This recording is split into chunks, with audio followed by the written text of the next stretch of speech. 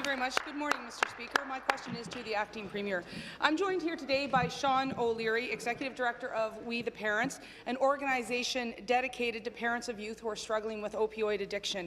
Sean and his 17-year-old daughter, Paige, have courageously shared her struggle with addiction to counterfeit Percocets laced with fentanyl. I've raised the issue many times, including requesting the Minister of Health to visit Ottawa, where the opioid crisis is claiming the lives of children as young as 14. Can the Acting Premier commit today to providing funding to deal with the opioid crisis in Ottawa? Thank you. To the Minister of Health and Long-Term Care. Minister of Health, Long-Term Care. Well, thank you, Mr. Speaker, and I appreciate the question. And first of all, I want to acknowledge Sean O'Leary, who is in the audience with us. I'm not sure if you're here with your daughter, Paige, or not, but Yes, she is. and thank you to both of you for being here today.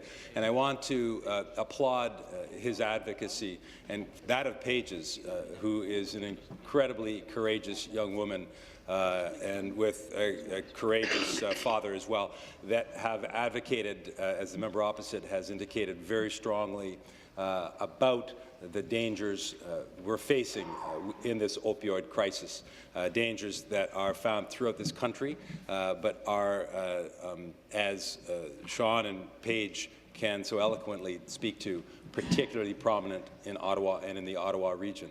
And I know that they have advanced some very important activities and suggestions, that we're looking at very closely. Thank you. Supplementary. Thank you very much, Minister. I appreciate that acknowledgement of Mr. O'Leary and his daughter, Paige.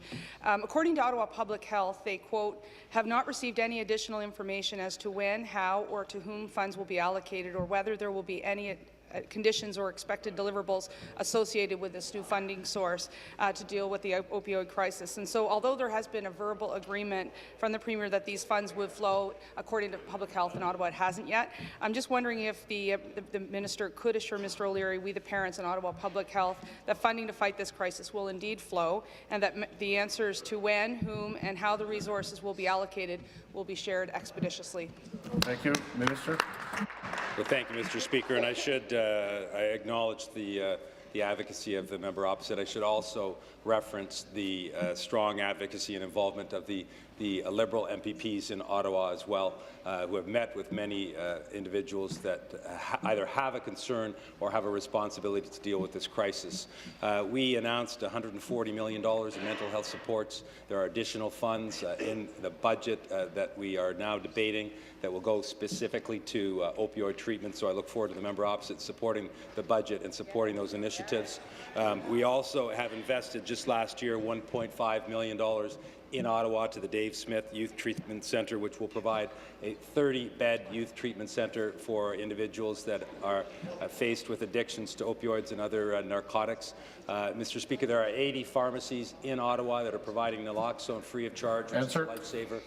We have a very comprehensive plan that was announced last fall that we're now in the process of implementing, Mr. Speaker. Thank you.